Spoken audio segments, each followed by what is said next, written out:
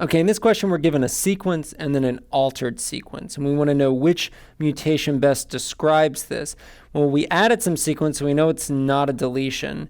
And we didn't duplicate anything, apparently, from any of the sequence up here, so it's not that. And a single SNV, or a single change, doesn't really look like what it is. But instead, there's a trinucleotide region here, right? Or it looks like it could be part of one. It's 3 base letters. But it's not a repeat of it, right? It's just a single instance. So this would best be described as an insertion.